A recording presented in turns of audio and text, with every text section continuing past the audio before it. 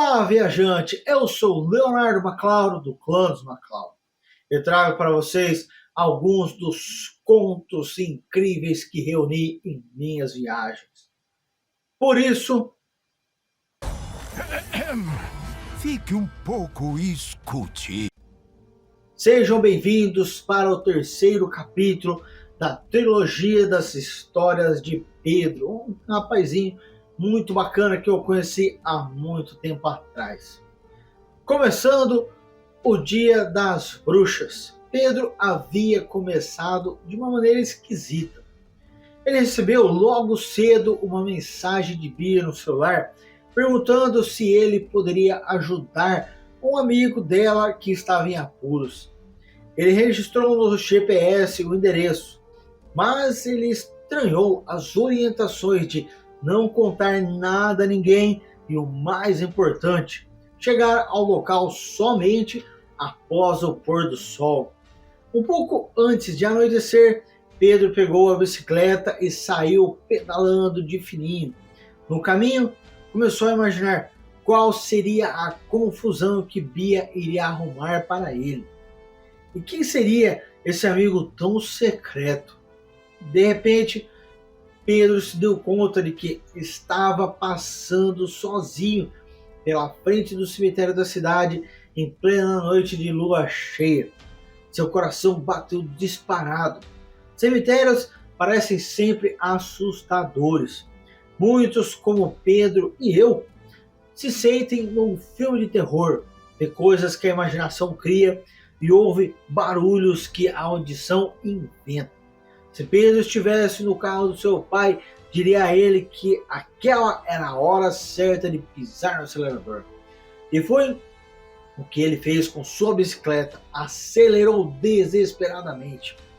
Entre uma pedalada e outra, levou muitos sustos, até com sua própria sombra, e se lembrou da sua avó, que repetidas vezes disse para não ter medo de quem já morreu, pois não se levanta mais, e se alguém pregar uma peça é porque está vivo.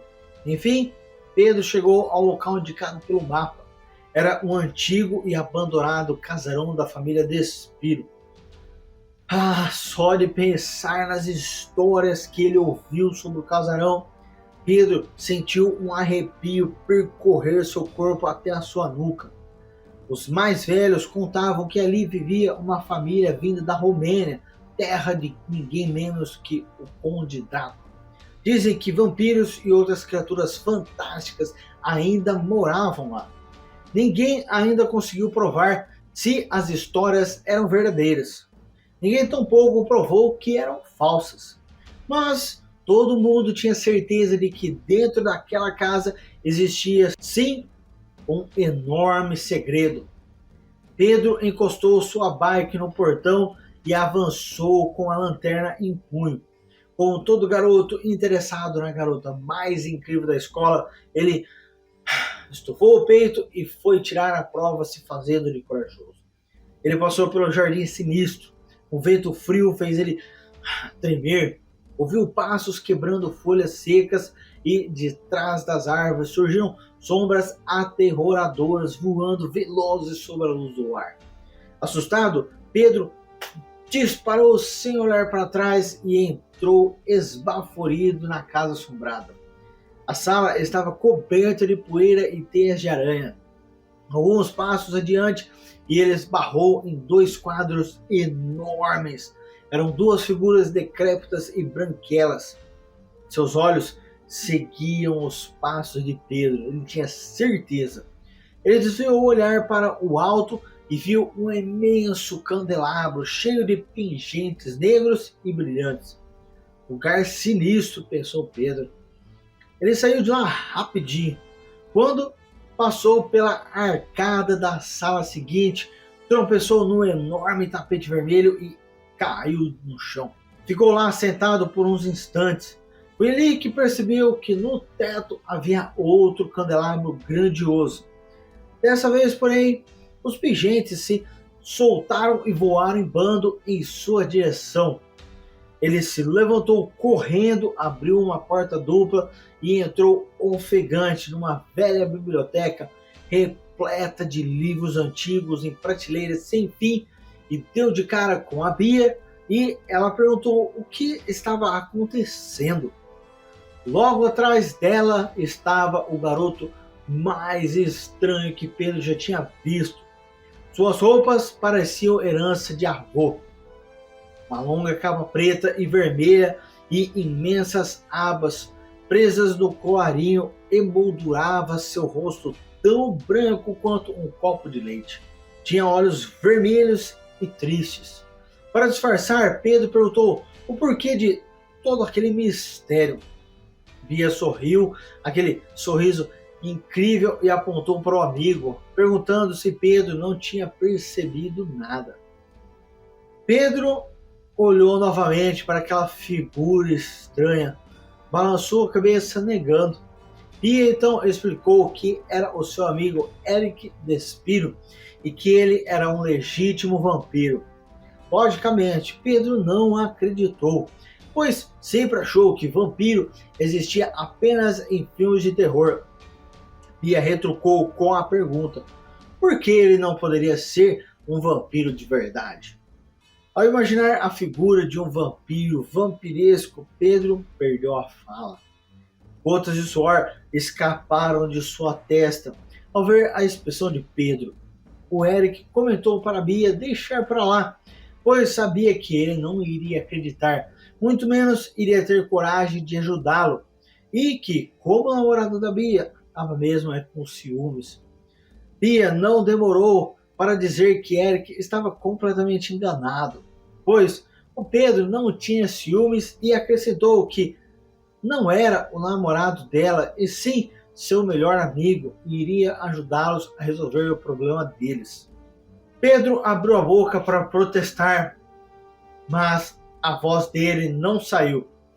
Ele queria muito pedir a Bia em namoro, mas só em pensar no assunto, seus joelhos tremiam. Ajudar um vampiro, sem dúvida, seria mais fácil do que abrir seu coração para Bia. Ele então respirou fundo e perguntou com a voz um tanto engasgada que se ele era mesmo um vampiro, que problema ele pode ter além de querer beber o sangue dos outros. Bia explicou que Eric estava há dias sem se alimentar e aquilo era o problema. Pedro, logicamente, acreditou e falou para ela que, por causa disso, era melhor eles irem embora, porque ele poderia atacar eles. Eric decidiu revelar a Bia e Pedro seu segredo familiar. Para matar sua fome, ele faz como seu pai ensinou. Injeta uma bolsa de sangue numa melancia e aí, com suas presas afiadas, ele crava os dentes na casca gelada e vai sugando tudo. Ao saber disso, Pedro perguntou por que esse truque não estava mais funcionando. Bia revelou que era porque ele estava com muita dor de dente. Eric acrescentou que ainda bem que eles não têm vizinhos próximos ao casarão, porque com seus gritos de dor cada vez que tentava morder a melancia, eles já teriam fugido para bem longe. E vendo a expressão de Pedro de ponto de interrogação, ainda completou que, apesar de ele ser um vampiro moderno, para se alimentar ele usa o método tradicional, que é morder a vítima, quer dizer, a melancia. Suco vermelho de canudinho não tinha a menor graça e não tem. Não funciona e ninguém entende como é terrível um vampiro não poder usar as presas para se alimentar.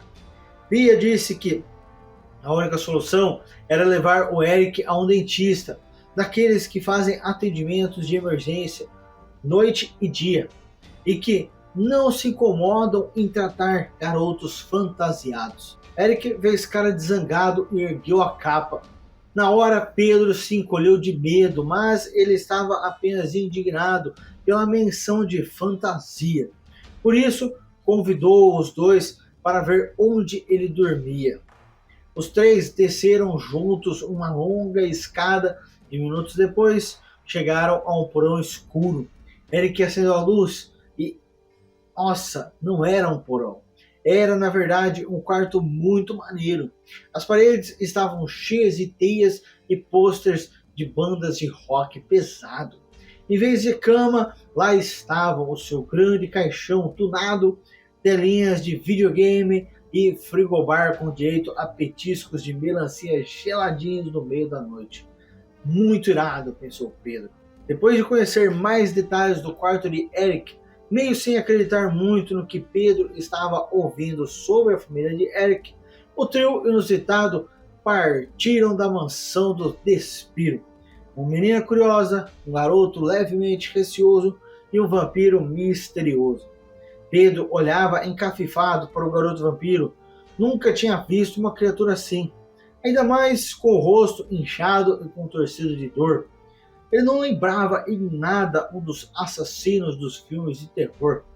Tinha mesmo a cara de um menino, de gente de verdade, de alguém que poderia passear sobre o sol à tarde e se arriscar numa pista de skate.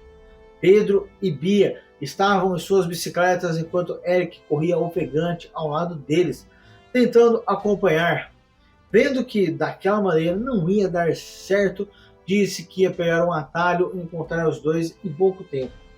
Alguns minutos depois de pedalada, uma bruma densa cobriu o caminho. Em seguida, um morcego surgiu à frente dos dois. Pedro quase caiu da bicicleta. Apesar da dúvida e do medo, ele precisava ajudar o Eric. Eles fizeram uma pausa e Pedro acessou a internet no celular e procurou por um dentista 24 horas. O mais próximo ficava no centro da cidade. E de bicicleta iriam demorar um tempão para chegar. A solução era pedalar até o metrô. Logo, Bia e Pedro estavam deixando suas bikes na frente da estação e descendo as escadas rolantes em direção à plataforma. Eric, o vampiro, já estava lá. Parecia um pouco estressado. Afinal, uma viagem de metrô para ele, é claro, significava uma eternidade. Queria chegar rápido. Por alguns momentos, no entanto, Eric chegou a esquecer a dor e se divertiu ao notar que não havia nenhum reflexo dele no velho e embaçado espelho da estação. Os três saíram do metrô e, guiados pelo GPS, caminharam até o prédio do dentista. Pegaram o elevador e tomaram um baita susto quando chegaram à recepção. Na sala de espera havia um monte de zumbis, bruxas e monstros do pântano. Até o velho monstro de Frankenstein estava lá, segurando o queixo. Só então que Bia e Pedro lembraram de que era na verdade 31 de outubro, dia das bruxas. Eric, no entanto, nem percebeu, estava super à vontade. Ali ele era mais um monstrinho entre tantos outros, com dor de dente. Bia cutucou Pedro quando viu Eric olhando para uma menina vestida de múmia. Os dois sorriram, cúmplices, percebendo que estavam rolando um clima. Apesar de toda enrolada, dava para ver os olhos da menina, castanhos, quase vermelhos, grandes e muito bonitos. O casal combinava bastante, os dois com as bochechas inchadas e se olhando de um jeito apaixonado. Se fossem um baile de Halloween, certamente seriam premiados com o casal mais bonito e bem vestido da festa. Chegou a vez de Eric ser atendido.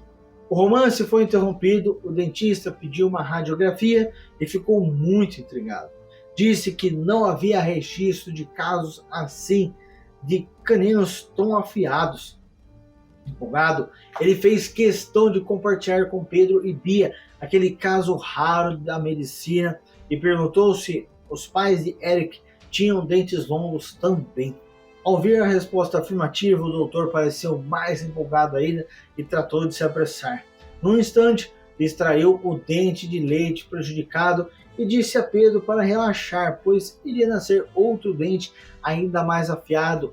E para completar, deu um sorriso somente para Pedro, mostrando seus próprios dentes caninos afiados.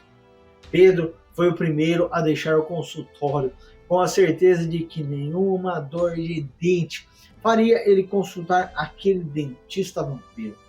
Quando voltaram à recepção, Eric Despiro encontrou uma agradável surpresa. A menina múmia ainda estava lá, sentada, esperando a vez de ser atendida. Os dois ficaram conversando animados. Eric dizia que não sentia mais dor e que ela não precisava ter medo do motorzinho do dentista. Bia lembrou a Eric de voltar para casa. Eric olhou alguns longos segundos para a menina múmia e tomou uma decisão. Ele agradeceu muito a ajuda de Bia e Pedro, mas que agora ele tinha encontrado alguém para fazer companhia a ele. Os olhos da múmia brilharam e logo um sorriso brotou por debaixo da bandagem. Então Eric perguntou à menina se ela aceitaria ser sua namorada.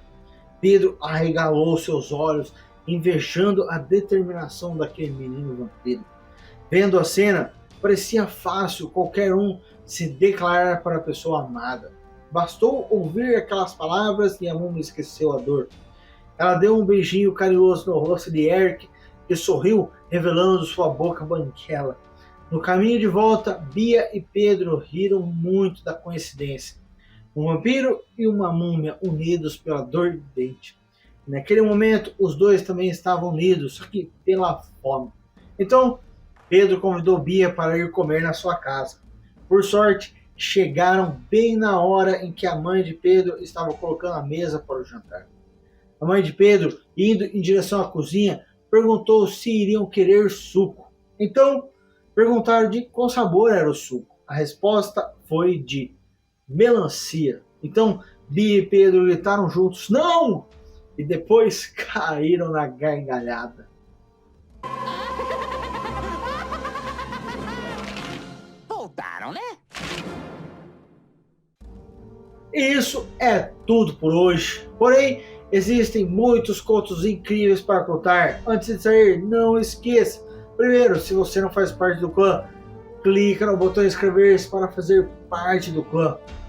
Segundo, deixe seu gostei para que o YouTube saiba que esses contos devem alcançar outros.